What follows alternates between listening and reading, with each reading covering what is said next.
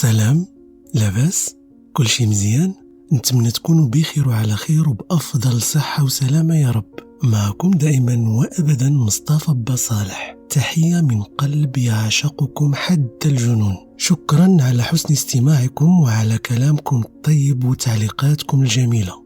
فيديو ديال اليوم هدية غالية جدا وكنز من كنوز العلاقات العاطفية، سر من الأسرار المخفية اللي بطبيعة الحال كيخبيوها عليكم باش تبقاو ديما في دار غفلون.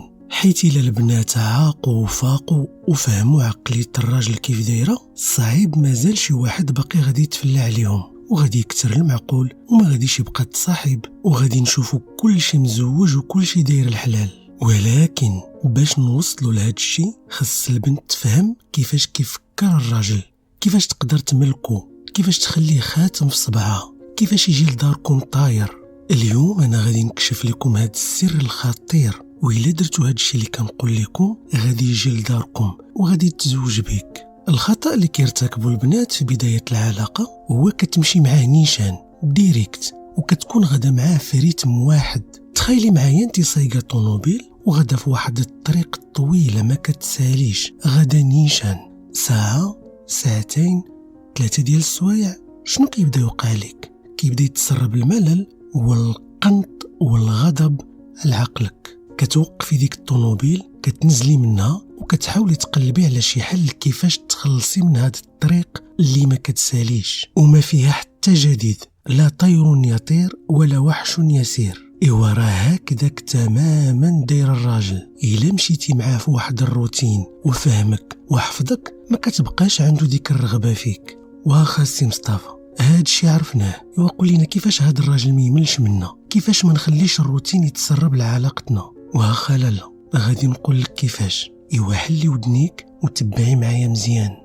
نعطيك مثال، سهيل وسمر تعرفوا.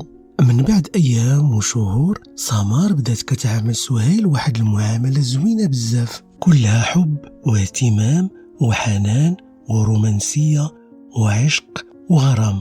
وقت ما سهيل عيط كيلقاها دغيا كتجاوبو، وقت ما طلب منها اللقاء كتجري تلقى به. إلا بغات تخرج مع صحاباتها خصها تاخد منه الإذن، وإلا قال لها لا كدير بكلامه ما كتمشيش. سمر شعرها زوين ما كديرش الفولار وما عندهاش معاه. سهيل قال لها ديري الفولار ديالك ولا من اليوم ما تعرفيني ما نعرفك. سمر مسكينة الغد ليه فاقد الصباح دارت الفولار. واحد النهار عيط لها في التليفون وهي كانت مع باباها في الطونوبيل، ما قدراتش تجاوب. ملي مشات للدار عيطت عليه. الو حبيبه، عافاك سمح لي والله ما نبقى نعاود، راه ماشي ما بغيتش نجاوبك والله، حتى كنت مع بابا في الطونوبيل وما عنديش كيفاش نهضر. عافاك سمح لي والله ما نعاود.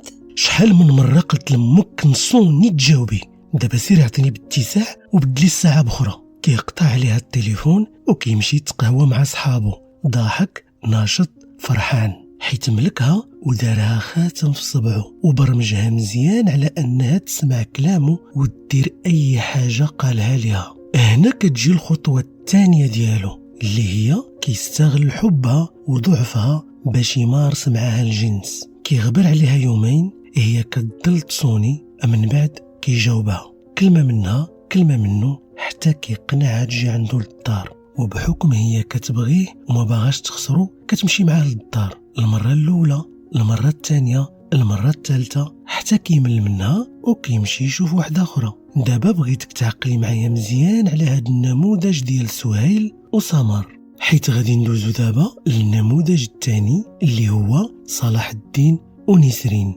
وإلا بغيتي تملكي الراجل وديري خاتم في صبعك وتخليه يجي لداركم، ركزي مزيان مع شخصية نسرين. ماشي كنقول لك كوني بحالها فوتوكوبي، انما خذي فكرة وفهمي التقنية كيفاش دايرة. ملي يسالي الفيديو سولي راسك واش انتي سمر ولا نسرين. الا كنتي سمر مشيتي فيها وما عمرك تطفريه، اما الا كنتي نسرين فين ما مشيتي تربحي، والراجل اللي شافك يطيح فيك واللي مشات تهضر معاك ما يتفاكش حتى يجي لداركم. وديك الساعه تعزلي وتخيري ليا مع راسك وشوفي العريس المناسب ليك. اكيد كلكم تشوقتوا تعرفوا كيفاش كتعامل نسرين الرجال، وعلاش الرجال كيبغيو نسرين وكيهربوا من سمر، رغم انه سمر كتعطي الحب والحنان والعشق والغرام. اجيو معايا نكتشفوا. الو، مالك كنصوني عليك ما كتجاوبيش؟ انت غادي تبداي تمرضي فيا. الو اي بشويه عليك لي يطرطق لك شي عرق. انت كيفاش نسوني عليك تجاوبي؟ واش بنتك انا مقرقه حدا التليفون؟ ما نبونو في خاطرنا، ما ندوشو في خاطرنا، ياك ودي لاباس. وكتقطع عليه نسرين التليفون. كيبدا صلاح الدين يصوني ويعاود والو، ما كتجاوبش. بالليل كيعيط ليها كتجاوبو. سلام حبيبه، لاباس عليك؟ كي دوزتي نهارك مزيان؟ لاباس الله يحفظك، واخيرا جاوبتي. عيط نصوني، بغيت غير نقول لك سمحي لي على قبيله حيت غودت عليك. بغيت نشوفك، شبان لك نتلاقاو غدا؟ لا ما نتلاقاوش غدا، عندي شي شغال حتى نكون مساليه ونقول لك امتى نتلاقاو. اذا شنو كنستنتجو من هاد الشخصيات بجوج؟ كنقصد نسرين وسمر. سمر ضعيفه رغم انها زوينه رومانسيه، كل شيء فيها زوين، الا انها ديما كتفشل في العلاقات العاطفيه، والسبب انها ظريفه بزاف وكتمشي بالنيه وبلا ما تحس، حتى كتلقى انه الطرف الاخر تحكم فيها وكيحركها كيف ما بغى. ومن بدايه العلاقه كشفت اوراقها كاملين ومشات بواحد الروتين حتى طلعت ليه فراسو وقضى غرضو وسمح فيها. نسرين حتى هي زوينه رومانسيه حنينه، ولكن في نفس الوقت غامضه وقويه، كتفرض الراي ديالها. يعني لا جا صلاح الدين قال لها ديري الفولار ولا نقطع علاقتي بك، باش كتجاوبوا نسرين؟ كتقول ليه سير تقوي عضلاتك، انا غادي ندير الفولار نهار انا نقتنع به، ماشي انت اللي تجي تقولها ليا. كيقول لها ما بغيتكش تخرجي مع صحاباتك، وإلا خرجتي ما تعرفيني ما نعرفك. كتجاوبو كتقول ليه شوف حبيبه، هادوك صحاباتي وكنعرفهم هادي سنين، وعرفتهم قبل ما نعرفك انت، غادي نخرج معاهم وقت ما بغيت وفي الوقت اللي بغيت.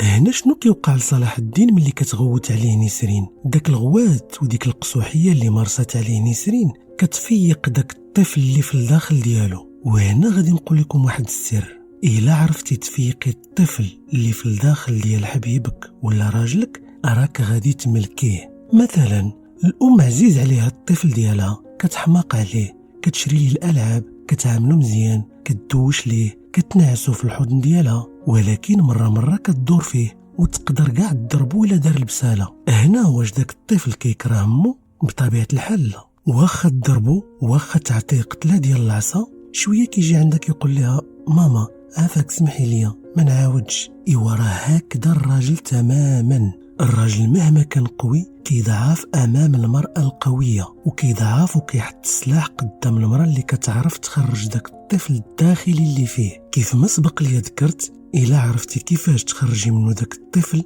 غادي تملكيه. كوني حنينه ظريفه رومانسيه، ولكن في نفس الوقت قويه، عندك الراي ديالك، ما تخليش يفرض عليك شي حاجه انت ما باغياهاش، ما ديريش لي خاطر على حساب خاطرك انت، وما ديريش شي حاجه انت ما باغياهاش غير باش ترضيه وباش ما يضيعش منك. كيف ما قلت، راه الا فششتي داك الطفل ودسرتيه غادي يولي باسل بزاف وغادي صعاب عليك تحكمي فيه. اما الا عطيتي كل شيء بالقياس، مره القسوه، مره الحنان، مره البعد، مره القرب، مره ندير لك اللي بغيتي ومره لا، واخا ما عرفت شنو دير. الراجل واخا تكون عنده 40 عام تخيليه بحال شي طفل كتربي فيه، والطفل ماشي ديما كنديرو ليه داكشي اللي بغا. الا مثلا شي طفل اللي حل عليها فمو كيلقاها، في نظرك كيفاش غادي يكون؟ اما داك الطفل اللي كنربيوه مزيان وكنعلموه الا قلت لك لا يعني لا، وقت اللعب لعب، وقت الضحك ضحك، هذا الطفل كيحبنا وكيتعلق بينا اكثر. ما بغيتش نطول عليكم بزاف، شلا ما يتقال، ولكن نتوما تبارك الله عليكم ذكيات، واكيد الفكره وصلت. المهم كوني نسرين وما تكونيش بحال سمر. شكرا على حسن الاستماع والمتابعه. كان معكم مصطفى بصالح، خليت لكم الراحه وتهلاو في راسكم.